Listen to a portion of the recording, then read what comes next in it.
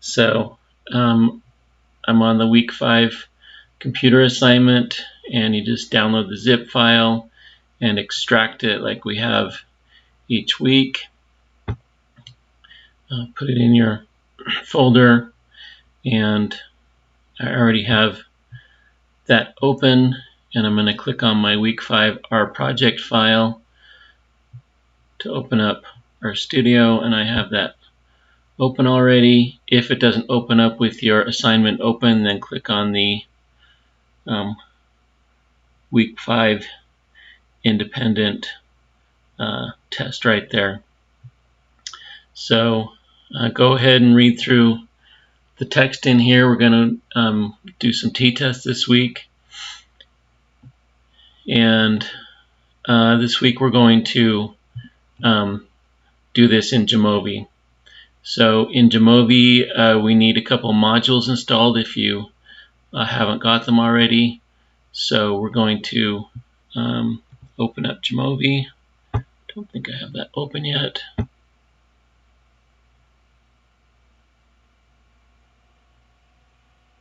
Okay. And we want to make sure that we have the JSQ module installed, and the StatCat, and the more tests, and Walrus. So on Jamovi, if you look at the modules, go to Jamovi library, and we want to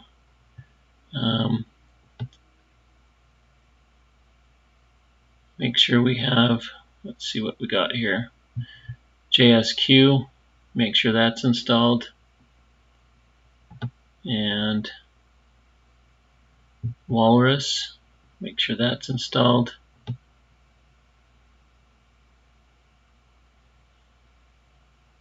StatCat, make sure that's installed.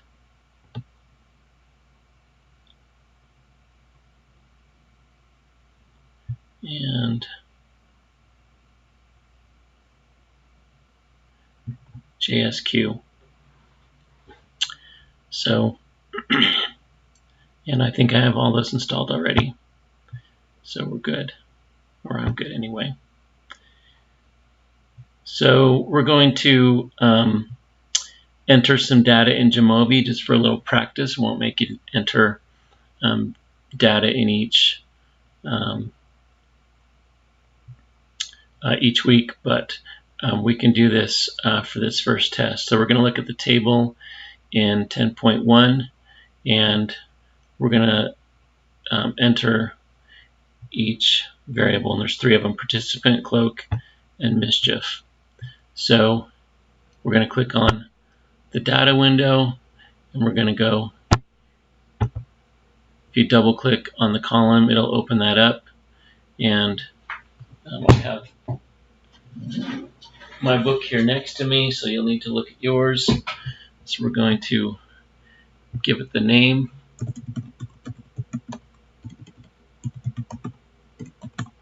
and this is actually an ID variable. So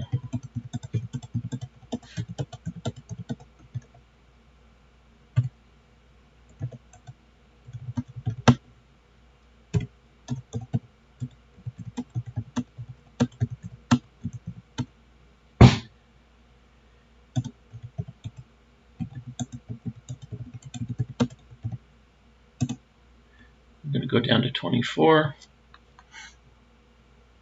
and go to the second variable, and that one's called cloak. And that divides people into 2 groups. So we're going to call that nominal and leave that integer, and the first 10 are all zeros, or the first 12.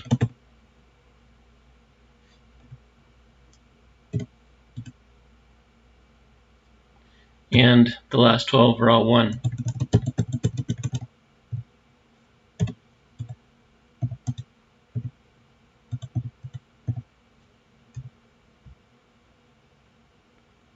Okay, and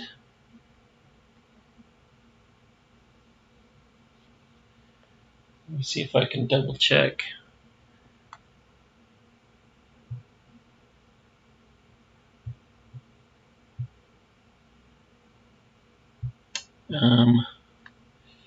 Which group? Okay. And 0 is no cloak. So why don't we go ahead and put the label in there. And 1 is cloak.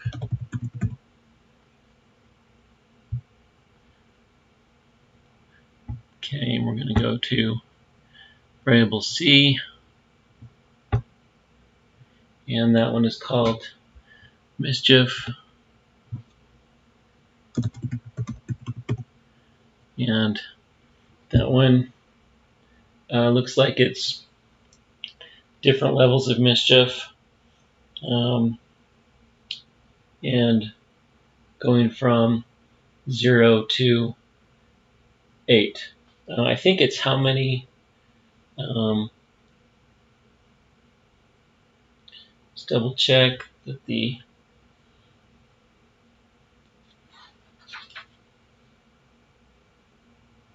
I think it's how many acts of mischief they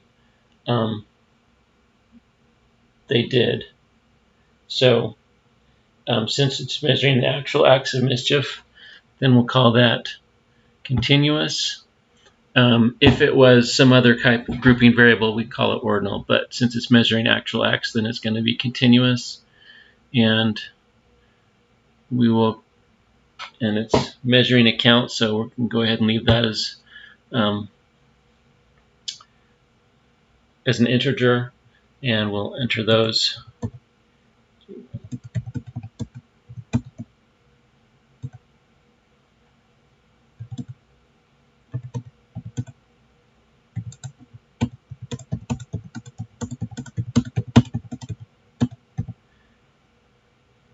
Well, looks like I missed something somewhere. So 3, 5, 4, 6.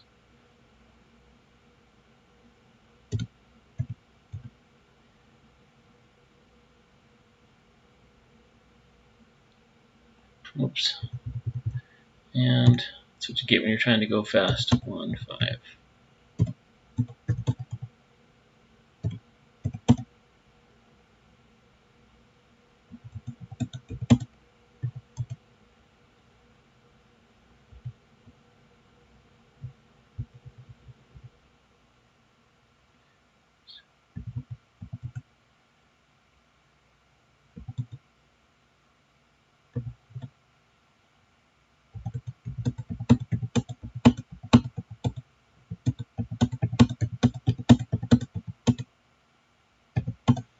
Okay, so we have all those in now, and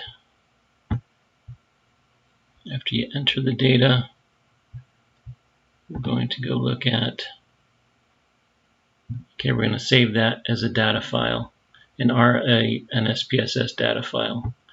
So we'll go ahead and go to the little 3 lines, File, Save As. Oh, let's go to Export. I'm going to export as an SPSS data file and hit Browse. And we're going to go to Homework, Week 5, Week 5.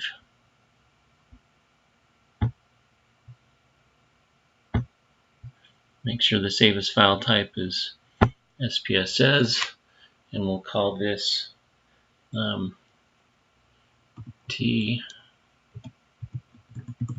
test data.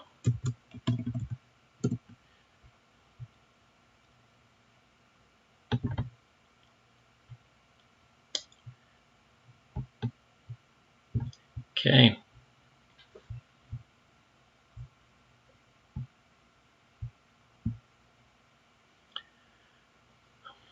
Okay, now we're going to get into run some of our preparations. So as we've talked about before, before we actually run it, we're going to run some descriptives. We're going to check data accuracy, make sure that our data types are correct. We don't have any typos. Going to look for missing data, outliers, and check statistical assumptions. So we can check for any errors by getting descriptive statistics. And I've got the command here listed: Jamovi, analyses, exploration, and we're going to put cloak in split by and put mischief in variables. So we're going to go to analysis, exploration, descriptives. Let's make sure I'm on the right part. Looks like I didn't get all of the commands on there. Descriptives, and we're going to put cloak in split by and mischief in variables, and click on statistics, and we're going to check mean, median, standard deviation, variance, range,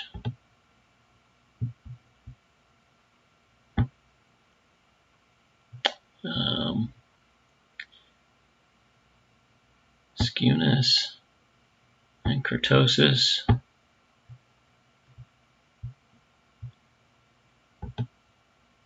Oh, we're okay there, I think. And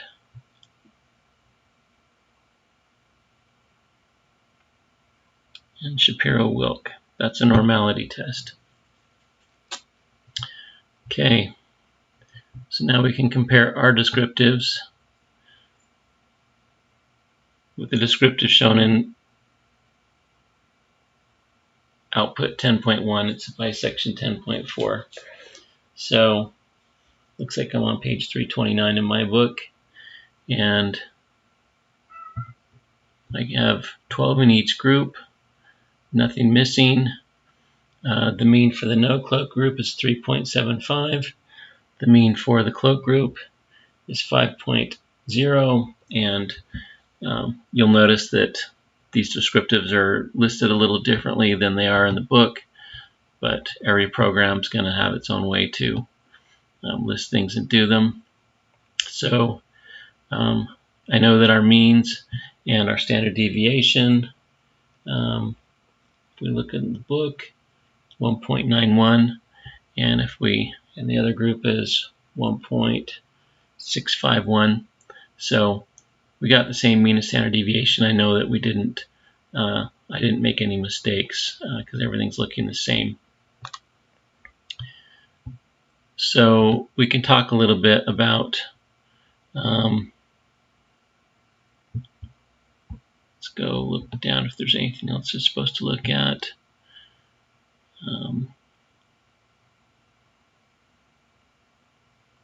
You can compare what field lists in figure 10.3, and we should be following very similar procedures. Every textbook is going to list things just a little bit differently. So let's just look at these descriptives for a second and get a little bit of an idea of what we're looking at. So before we run a test, you always kind of want to look over your descriptive statistics. So we already looked at means and standard deviations. You'll notice that our medians are pretty close. The no cloak group, the median's a little different from the mean. That tells you it's not perfectly normally distributed. The cloak group they come out with the same mean and median. That means that is a little more normally distributed. We remember that variance is just the square is the standard deviation squared, or the standard deviation is the square root of variance. A lot of programs will show both. You can usually just use the standard deviation because that's in the same units as your mean, so it's a little easier to interpret. The range is just going from the minimum to the maximum. So from 0 to 6, that's a range of 6, and from 2 to 8, that's also a range of 6. Skewness, if you remember from looking at descriptive statistics, that is giving us a number to if the tail is to the left or the right. And if it's negative, our tail is going to be on the left, and if it's positive, our tail is going to be on the right. So something that I learned when I was looking at skewness as when I was learning statistics is you can kind of judge normality by looking at the skewness divided by the standard error of the skewness. So that's negative 0.789 divided by 0.6, and that's going to be 1 point something. And the question is, how skewed is too skewed? And one of the ways that you can make that judgment is by looking at that skewness divided by the standard error of the skewness. And as long as it's under 2, then you're pretty safe. If it goes over 2, then you start to worry that you're too skewed to have your normality assumption, or if it's over 2, then you're worried that your normality assumption is violated. Same with kurtosis. I've got a kurtosis of 0. If it's positive, it's leptokurtic, and that means that it's very peaked. And if it's negative, it's platykurtic, and that means that it's kind of a flat distribution. It's not normally distributed. And again, we can look at the kurtosis divided by the standard error of the kurtosis, and both of those are less than 2 also. So we're not too worried about violating that assumption of normality. And when it comes to which is more important, skewness or kurtosis, when it comes to a normality assumption for a t-test, skewness is the more important one, so you don't need to worry so much about kurtosis. And Jamovi gives us a Shapiro-Wilk statistic, and this is actually a normality test. And we're looking to see, is it significant? And our significance level is 0.05. So right here, our Shapiro-Wilk is 0.23 for the no cloak group and 0.936 for the cloak group, and neither of those is significant. So what that tells us is this is not significantly different from normal. And you may just, this comes with practice, and you may just have to do more tests to get used to looking at that. And you'll notice that using the Shapiro-Wilk test, it is not significant, and we had already kind of figured out using the skewness and the standard error of the skewness that we weren't going to be too worried about our normality assumption, and those two match each other. So there's more than one way to look at that. In the book, you might notice the SPSS provides a different statistic, and it's called the Kolmogorov-Smirnov test. It's also a test of normality. That one can be a little more sensitive to kurtosis, and so a lot of times I would usually use the skewness divided by the standard error of the skewness rather than the Kolmogorov-Smirnov test, because sometimes that can be a little extra sensitive to some small violations of normality, and it was a little bit more rigid of a standard. So the Shapiro-Wilk and the Kolmogorov-Smirnov are pretty much the two normality tests you see. But again, I would usually use the skewness divided by the standard error of the skewness is what I would look at for that.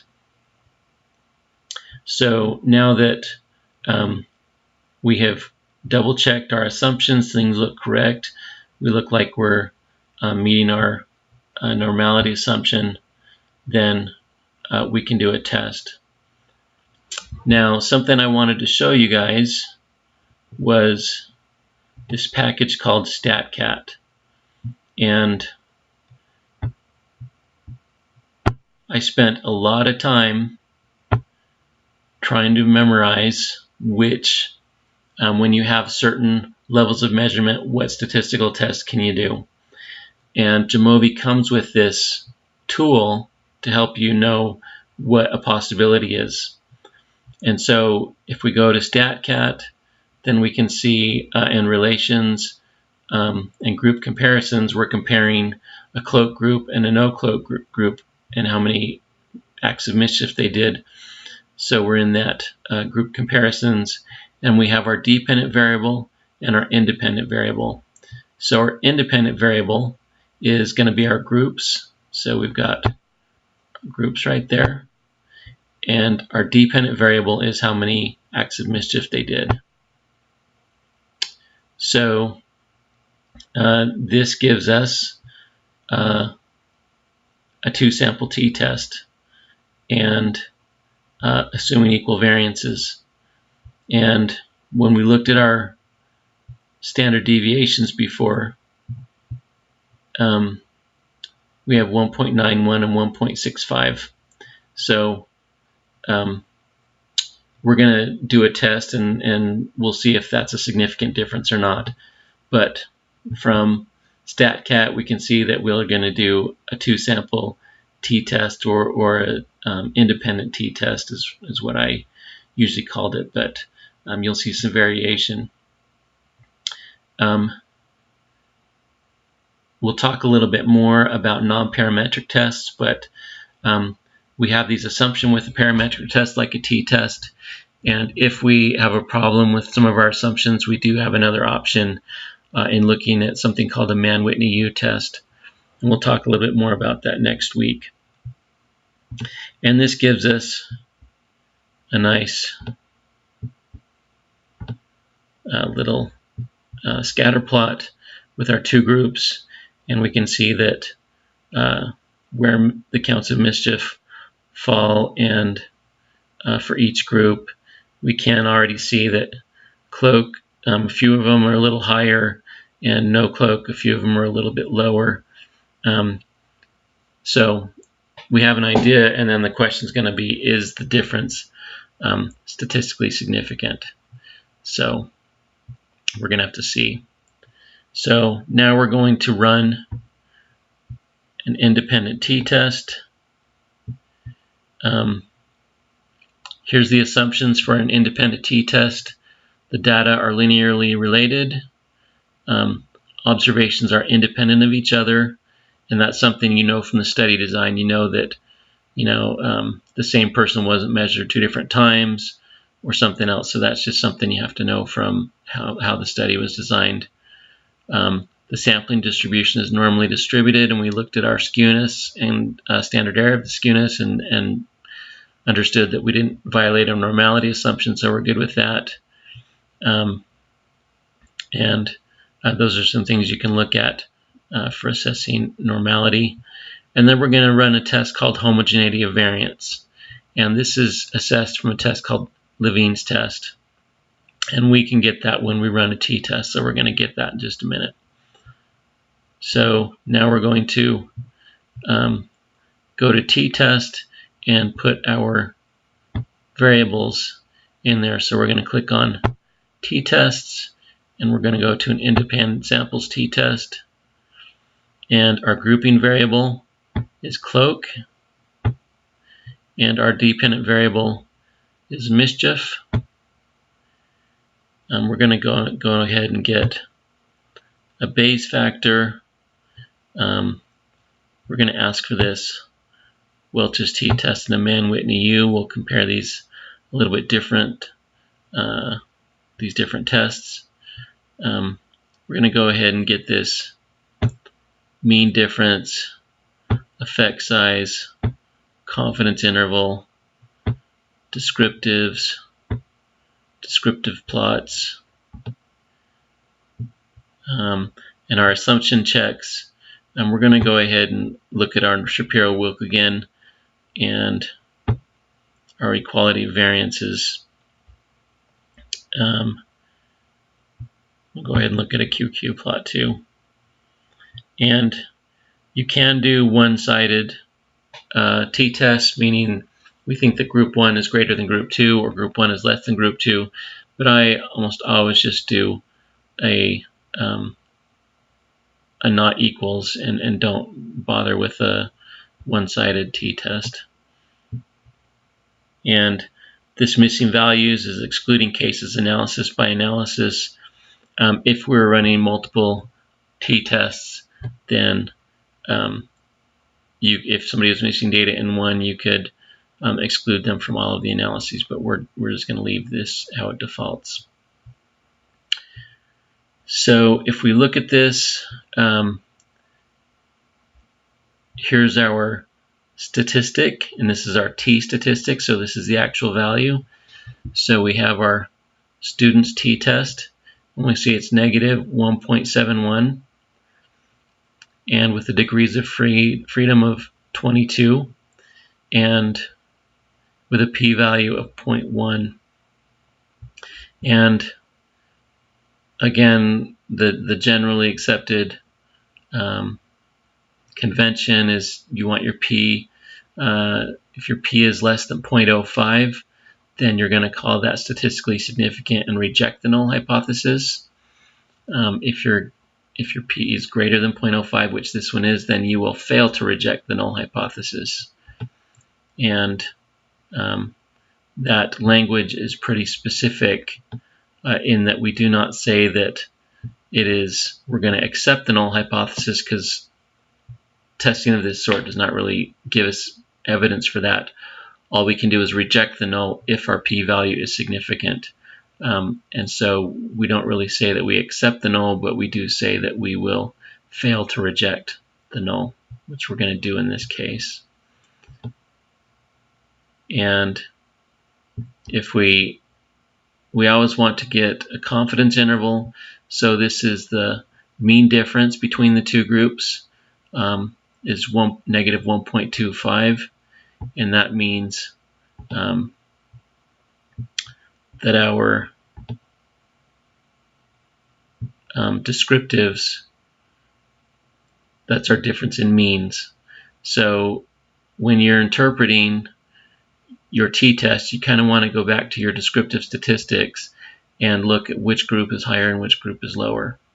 So our cloak group had a mean of 5, our no cloak group had a mean of 3.75, and so that's where our difference of 1.25 comes from. We can get Jamovi to give us a confidence interval, a 95% confidence interval, and you'll see over here you can actually change this. If you were using 0.01 as your alpha level, your type 1 error rate, then you could change this confidence interval to a 99% confidence interval, but we're just going to stick with the 95% confidence interval. One thing to note is that when you look at your confidence intervals for your mean difference, if the difference were 0, that would mean there is no difference. And you'll notice that this confidence interval, that means that 95% of the time, if you ran this test multiple times, that 0 would be found inside of that confidence interval. And that means that 0 is about as likely as any of the numbers that we have, and we have negative 1.25. And that is another demonstration that we're not really statistically different, significantly different in these two groups with those mischief counts. So when your confidence interval includes 0 within the bounds of the confidence interval, it's not going to be statistically significant. And this could be that, we have a small sample size here, and so we're just underpowered. So another thing that we always ought to report with a statistical test is an effect size. And this is one area where Jamovi is convenient because it calculates this effect size Cohen's d for us, and SPSS does not. So if you are reporting the test, you have to go calculate that by hand. So that's convenient. And this Cohen's d, that's actually a pretty decent effect size. So a 0.7 is at the upper end of a medium effect size, bordering on a large effect size. So that's a pretty decent size effect size. Most social science research of Cohen's d of 0.5 is pretty big, actually, when you're looking at behavior research. So, and those Cohen's d's are really dependent on what field you're working in. But for social science research, which I'm most familiar with, that's a pretty big effect size. So even though our difference was not statistically significant, we only have 24 observations here. It's a small sample size, so it's probably a little bit of an underpowered test. I jumped the gun a little bit. I probably should have come down and looked at our assumptions, but we'd already seen the p-values before, and we can see that the Shapiro-Wilk is not significant.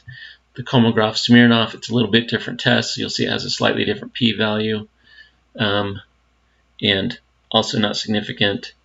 And I actually don't know what an Anderson-Darling test is, so there's no reason you would, report all three of these. One of them is sufficient, but before you ever do an Anderson-Darling, I would go look up and see what it is. I never used it. I never saw it in SPSS, so that's something a little bit new to me here in Jamovi.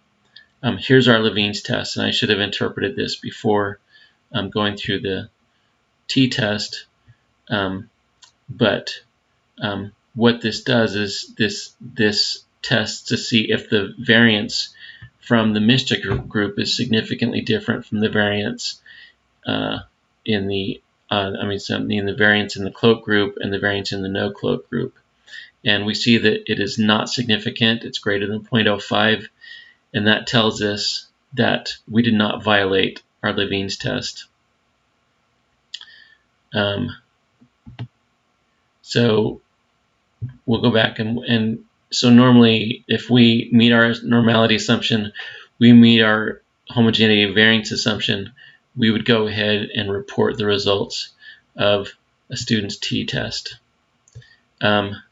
Welch's t-test is a test that is a little bit more robust to violations of normality.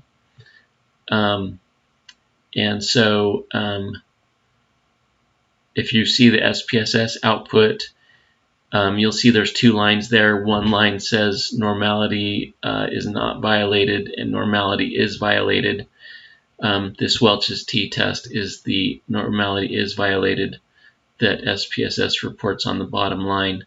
And all that does is tell you which one you would report, whether it's the regular student's test or the Welch's t-test. When you run a t-test in regular R, it actually just automatically does a Welch's t-test for you. But we would go ahead and report the top line since we met our normality assumption and our Levine's assumption. So there is a good argument that you could always just report the Welch's t-test, and that's not a bad way to go either. If we had violated our assumption, you saw that we could select this Mann-Whitney U test here as an alternative, and we would go ahead and run this here. SPSS organizes its menus a little bit differently, and it actually separates all of the non-parametric tests from the parametric tests.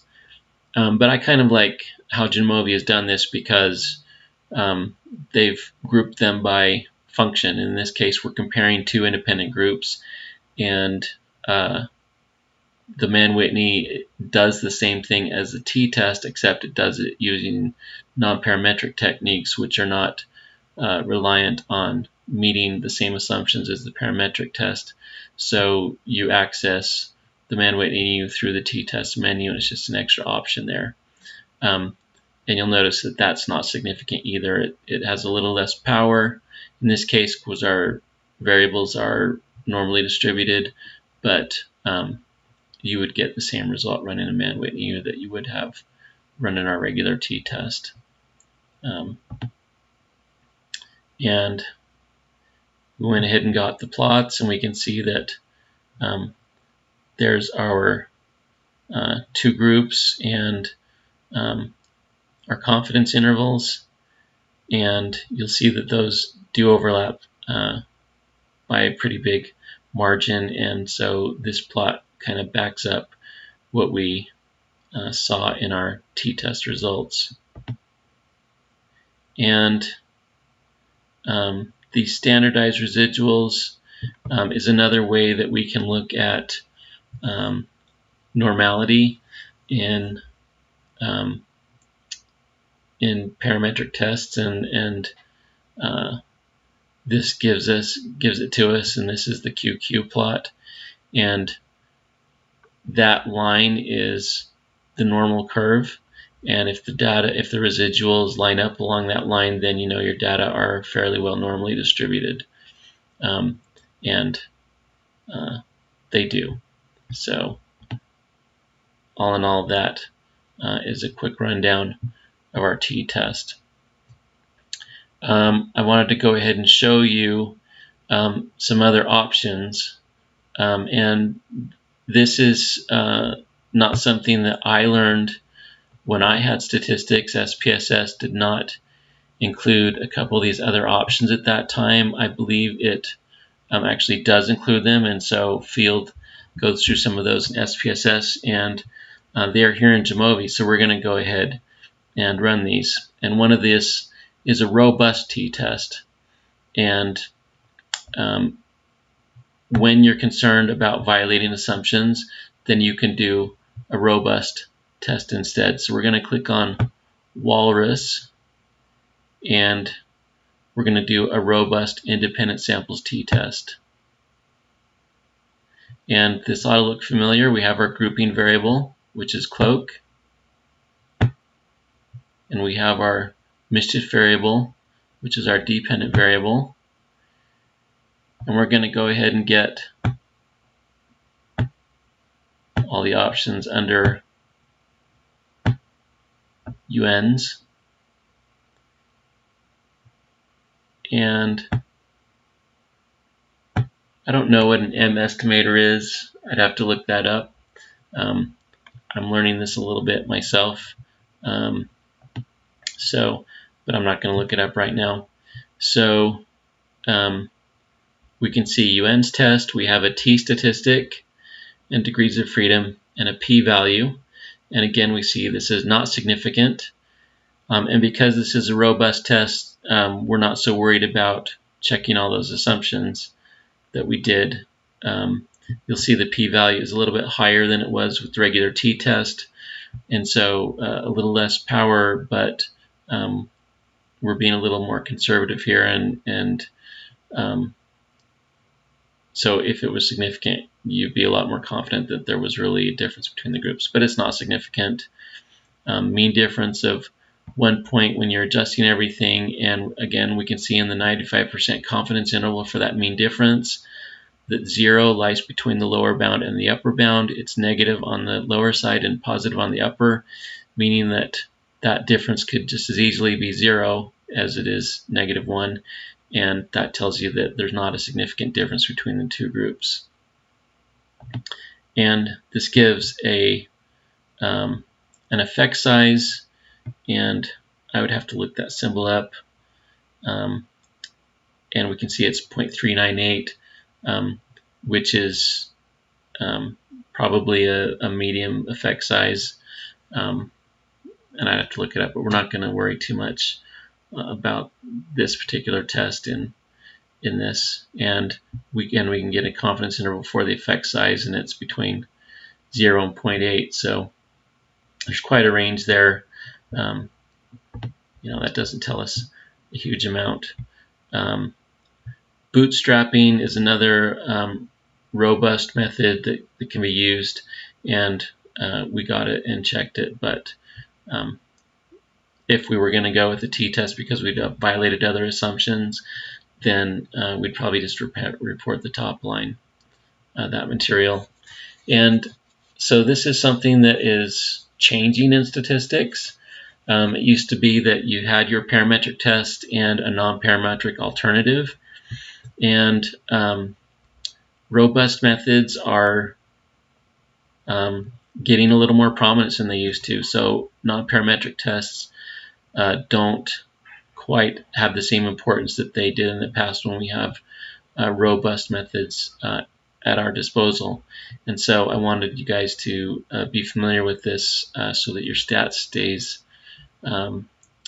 relevant as time goes on, because there's going to be a lot of people who are not familiar with these because they're not really new. These are been around quite a long time, but they're getting implemented in statistical packages, and if somebody has not had statistics for a good number of years, then they may not be familiar with it. So I think as time goes on, you'll see this more and more. And we're going to go ahead and also look at the Bayesian independent t-test. And Bayesian analyses also is something that was not in my statistics class. I actually came across it and read about it, and I've read books. It's a little more complicated in the math, but it's starting to get implemented more than it was before, and SPSS has added the Bayes factor. So we're going to go ahead and look at, again, running this, a Bayesian t-test. And that's one of those, the JSQ package is one that did not show up in the icons along the top, but I know it is installed on my system. So if you don't see the icon on the top on your system, it's under the modules and JSQ, and you'll see we have a Bayesian independent samples t-test. So again, we have a grouping variable, which is cloak, and we have our dependent variable, which is mischief. And we're going to test the hypothesis that one group is not equal to the other. And we're going to get what they call a Bayes factor. And we're going to do a student's t-test. Looks like you could switch to a Mann-Whitney U, but we already know we didn't violate our normality assumption, so we're going to keep that there. Go ahead and add descriptives. And we'll get our prior and posterior and a Bayes factor robustness check. And descriptive plots. And in a Bayes test, there's something called a prior. We're going to stick with the defaults. And when I looked up what this Cauchy distribution is, it is it's a combination of looking at a normality, a normal distribution comparing two groups. And so they do this from the standpoint of when you do the comparison and the effect size, it would be on this Cauchy distribution. I had never heard of this before, but so when we look at this Bayes factor, what this does, and Bayes is a little different, and when I talked a little about the p-value on our t-test, all we can really do with a p-value, if it's significant, we can reject the null. If it's less than 0.05, that's significant, we can reject the null. If it's greater than 0.05, it's not significant, and we fail to reject the null. The t-test does not really tell us anything about the null hypothesis. All it really tells us is if we can reject the null or not. The Bayes factor actually does tell us something about our null and our alternative, and that tells us should we accept the null or should we accept the alternative. And this is another thing that if somebody has not had statistics for a good number of years, They may not have even heard of Bayesian statistics. They probably haven't heard of a Bayes factor. So there's a good chance if you talk about this with people that have not kept up on current statistical practice, they may not even know what you're talking about.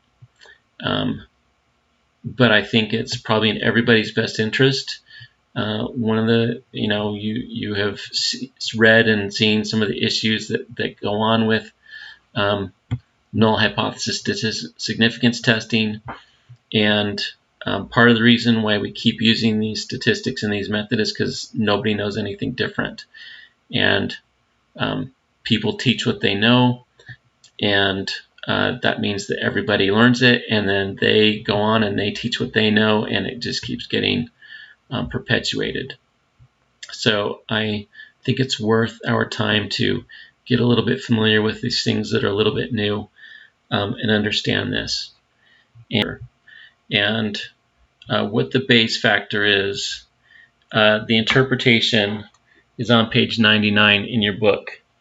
And it explains what it is. It's the probability of getting the data given that the alternative hypothesis was true compared to the probability of getting the data if the null hypothesis was true.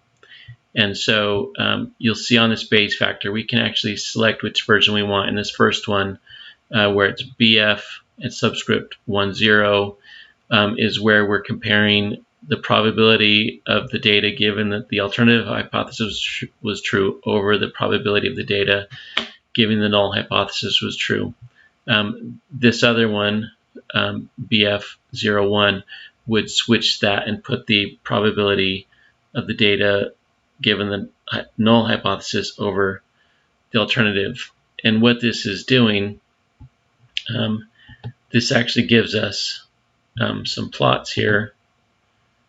And this is descriptives, and we had already looked at mischief with the cloak was greater than mischief without the cloak, and that matches what we'd seen before. But the Bayes gives us a couple extra plots here. And this top little circle is a graphical representation of the comparison of those properties. So the Bayes factor of the probability of the data if the alternative hypothesis was true is on the top, and the probability of the data if the null hypothesis was true is on the bottom. And this ratio tells us which is more likely. And you'll see that they're really close to each other. I mean, it's right close to 50-50. And a Bayes factor of 1 would be exactly 50-50. They're both just as likely as each other. When you look at that, then you're thinking, well, there's not really, if they're both just as likely, then there's really not much of a difference between the two. And that's exactly what that means. And Field explains in here, if you had values between 1 and 3 that there's really not much difference there, and then from 3 to 10 that you have a lot stronger evidence that the alternative would be true. And this is kind of a plot of the prior and the posterior probabilities. And this probably takes a while to wrap your head around. I wouldn't worry too much about it, as you're beginning, but I want you to get used to looking at these things, because more and more analyses are published using Bayesian concepts. And this prior is the probability of the effect size before we did any analysis. And when we talk about that 0.7 that was down here in the default, that's kind of saying how wide you think the prior is. And so the 0.7, it's pretty wide. After it does the analysis, it adjusts the probabilities, and you'll see that the effect size is moved to the negative side and this is given this effect size range, and that matches up pretty close with what we saw with our Cohen's d of negative 0.7. And this bottom graph is doing, it's what they call a robustness check, and it's looking to see, well, if we made the prior really narrow, how would that compare with if we made the prior really big? And what you see is there's not much difference here. These are all really close to being at 1, and the prior that we use is this little gray dot here, and it really didn't make much difference if it was a narrow or a wider prior. And so it tells us that the numbers that we got are pretty robust to changes in that number, because they're all pretty close to 1. So again, don't worry too much about these parts, but I did want to expose you to some of this as we're starting to learn our statistics. And I guess the take-home message for this is that all of our different test methods, our independent t-test, the non-parametric equivalent, the robust method, all gave us pretty much the same results. And that is that there's not really a big difference between these two groups. So it's a non-significant difference. And that's what you ought to see. You know, you ought to be able to match up the pictures that you get with your test. And in the next video, we're going to look at a paired t-test.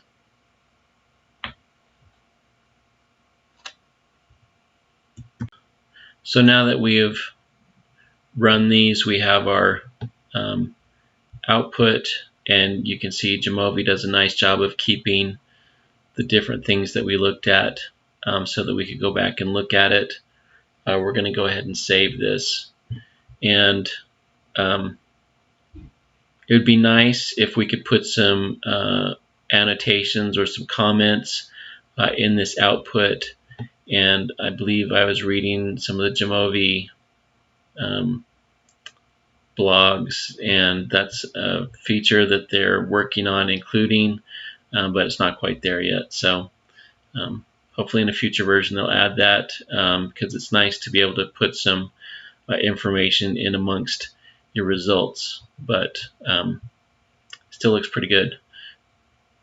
You'll notice that if you were actually writing this for publication, Jamovi does a nice job of giving you the references for the different software and packages that you use, and other things don't usually do that, so it's a little hard to go dig it up, and a lot of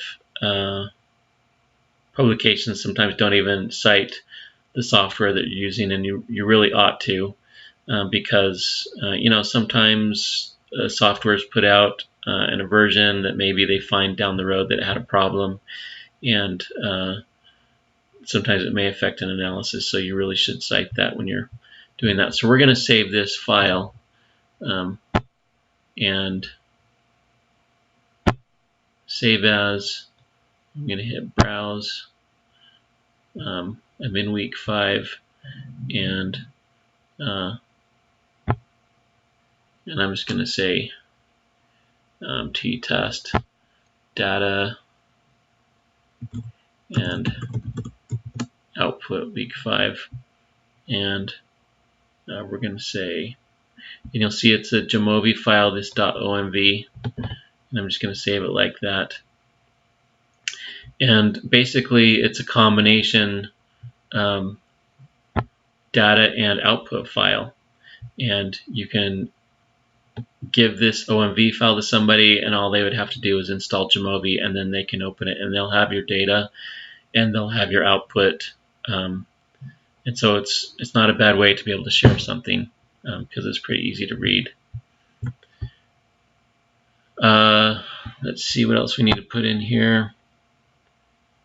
So field in section 1010 10.10.1 gives you information, so you want to pull this out of your data, out of your results, a mean and standard deviation, the difference between the means, and I would just use, what you have in your t-test. And so our descriptive statistics, we're right there, means and standard deviations for each group, and there's our mean difference. 95% confidence for the mean difference, our t, our degrees of freedom, our p-value, and our effect size Cohen's d. So pretty much everything that is in this independent samples t-test off of this first row would be what would be appropriate to report. And you just want to save that in your thing, and I'm going to go ahead and knit this, knit to HTML.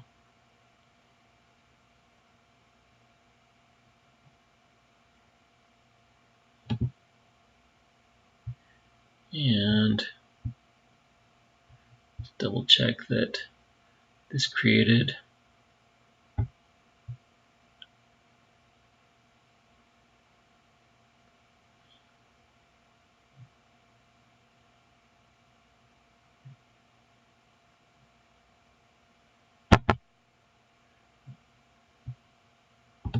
And it made my HTML file in there, so that's what I would turn in for this assignment once you fill it out. Again, if you have big knitting problems, you can just copy the parts where you responded to questions in here and paste it into a Word file, and you can turn that in if you have a problem getting the HTML to get created. All right, we're done for the independent t-test.